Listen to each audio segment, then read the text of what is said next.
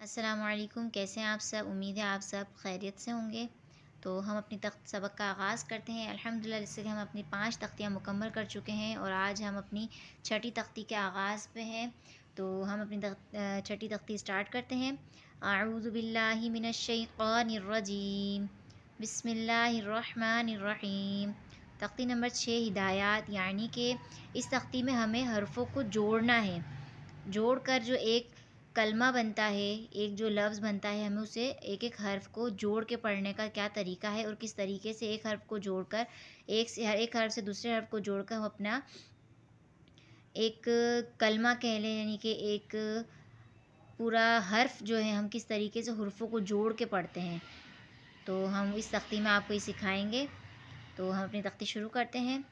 حمزہ زبر آ، با زبر با، ابا، دال دو زبر دن، ابدن، آگے وقف، ابدا۔ جب وقف کریں گے تو وقف کی صورت میں دال جو 2 زبر کی تنوین کو وہ ایک الف میں بدل جائے گی، تو ہم اسے ابدن، تنوین کے 2 زبر کو ہم نے وقف کی صورت میں ایک الف کی مقدار کھینچ کر پڑھا، ٹھیک ہے۔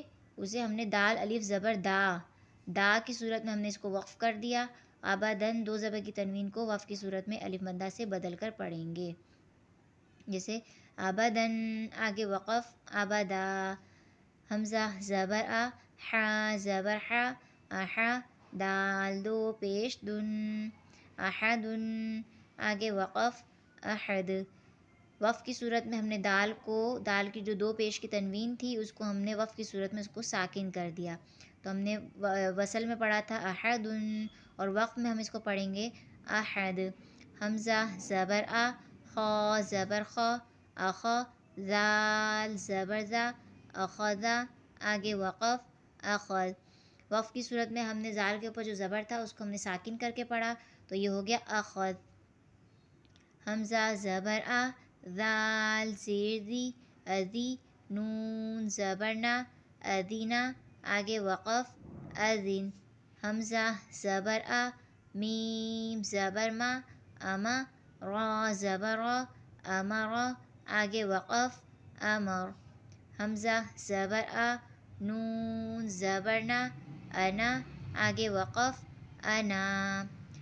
اچھا، آپ یہ سوچ رہے ہوں گے ہم نے وقف کی صورت وصل میں ہم نے اس کو انا نون کر کے پڑھا، اس کے بعد الف نہیں پڑھا، لیکن وقف کی صورت میں ہم نے اس کو ایک الف کی مقدار کھینچ کر پڑھا، وہ اس لیے کیونکہ یہ جہاں پر نون الف نہ لکھا آئے گا تو ہمیں، جیسے کہ میں نے آپ کو تختی نمبر اس میں سمجھایا تھا، تنوین میں ہی سمجھایا تھا کہ 2 زبر کے میم حرف میں اگر میم کے ساتھ الف لکھا جائے تو ہم الف نہیں پڑھیں گے، اس کو میم ہی پڑھیں گے۔